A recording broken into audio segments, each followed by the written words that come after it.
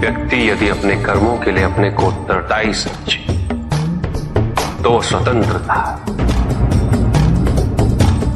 जब तक व्यक्ति किसी और को उत्तरदायी समझेगा तब तक वो निर्भर रहेगा। व्यक्ति यदि ये सोचे कि उसके दुख का कारण कोई और है तो सुखी कैसे रह पाएगा? यह असंभव है, क्योंकि दूसरों को परिवर्तित करना उसके वश में नहीं। वो तो केवल अपने आप को परिवर्तित कर सकता है। यही एक स्वतंत्रता है उसके पास। जो पीड़ा है, जो कष्ट है, वो व्यक्ति के अपने फल है, अपने निर्णय के फल। और जिस दिन वो अपने निर्णय परिवर्तित कर ले उसी दिन उसके जीवन में परिवर्तन भी आ जाएगा। अनुशासन एक ऐसी आंतरिक अवस्था है जो व्यक्ति के स्वभाव का, उसके संस्कार का भाग बन जाती है। जब अनुशासन एक कार्य प्रतीत नहीं होता जिसे पूर्ण किए जाने की आवश्यकता हो, उसी प्रकार जैसे श्वास लेना एक प्राकृतिक प्रक्रिया है जो निरंतर चलती रहती है, उसके लिए प्रयास नहीं करना पड़ता। अभी तो मन में उत्पन्न होने वाला लोभ, अहंकार और महत्वाकांक्षा है।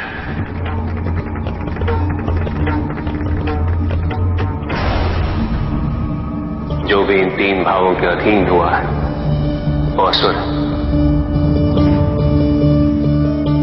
जब तक ये तीनों अवगुण इस संसार में रहेंगे, संसार पे कोई ना कोई संकट मंडराता रहेगा। संसार में एकता नहीं होगी, समानता नहीं, संसार विभाजित रहेगा, द्वंद्व होगा। जो शक्तिशाली है वो अपना वर्चस्व स्थापित करने का प्रयास करता रहेगा, जो निर्बल है उस पर सदैव अत्याचार होता रहेगा।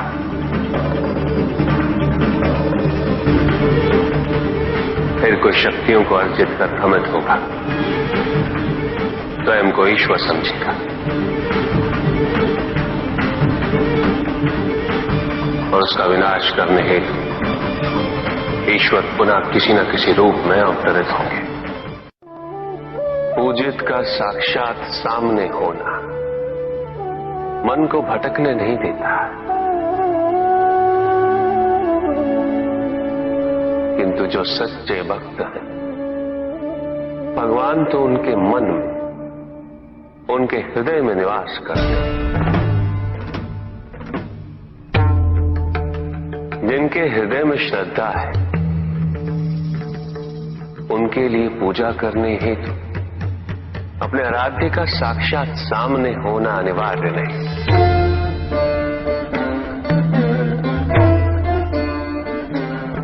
वो तो अपने मन के नेत्रों से प्रतिपल उनके दर्शन पा रहे हैं।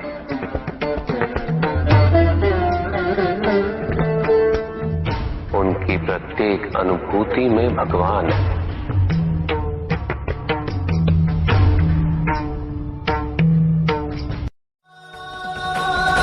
जीवन के महत्वपूर्ण 4 स्तंभ हैं: धर्म, अर्थ, काम और मोक्ष। चारों की महत्ता एक समान होती है।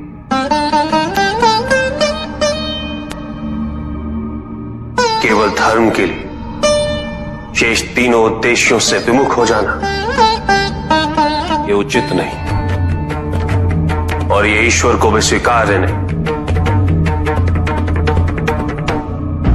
यदि केवल धर्म को महत्ता दी जाए तो संतुलन उत्पन्न होता।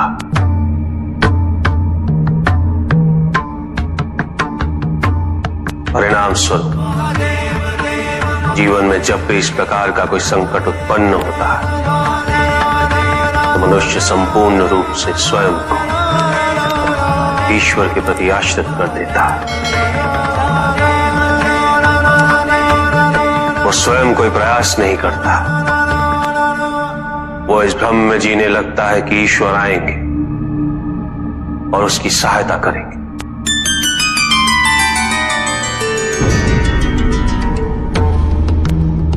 किंतु ईश्वर केवल उसी की सहायता करते हैं तो स्वयं अपनी सहायता करने का साहस करे,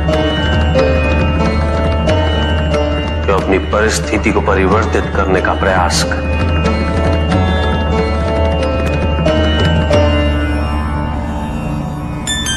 अपनी भूल को स्वीकार करने के लिए साहस की आवश्यकता होती है, और यदि अपनी भूल का आभास हो जाए तो क्षमा मात्र एक औपचारिकता है।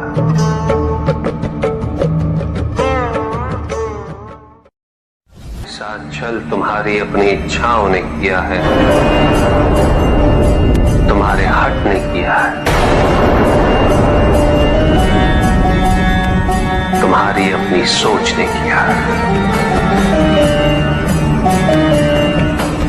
ये रहस्य नहीं कि प्रत्येक आत्मा मुक्ति की इच्छुक होती है।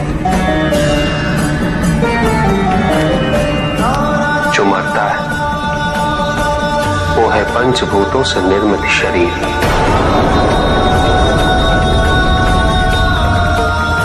किंतु आत्मा तो अजर है, अमर है।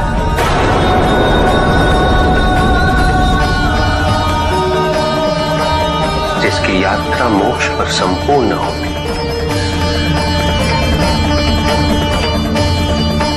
जहां सांसारिक बंधनों से व्यक्ति मुक्त हो जाता है,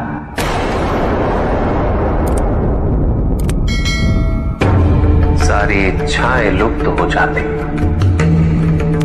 किंतु तुमने तो कभी सत्य की खोज ही नहीं की। तुम तो सदैव उन तत्वों को ढूंढते रहे जो तुम्हारे अहंकार के पोषण हेतु आवश्यक थे।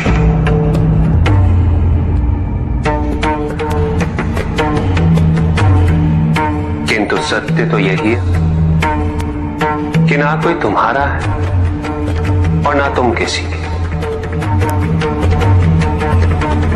जो है वो परमात्मा का है, और जो नहीं वो भी परमात्मा का ही है। इस शरीर में तुम इस सत्य से अनभिज्ञ हो, किंतु इस शरीर के पूर्व तुम्हें इस सत्य का बोध था, और इस शरीर के पश्चात भी रहेगा। प्रश्न ये है कि क्या तुम इस सत्य को अभी स्वीकार करना चाहते हो? यदि करते हो तो परिवर्तन का मार्ग स्वतः प्रदर्शित हो जाएगा। आजीवन तुम प्रत्यक्ष को ही सत्य मानते रहे, परोक्ष सदैव महत्वहीन रहा।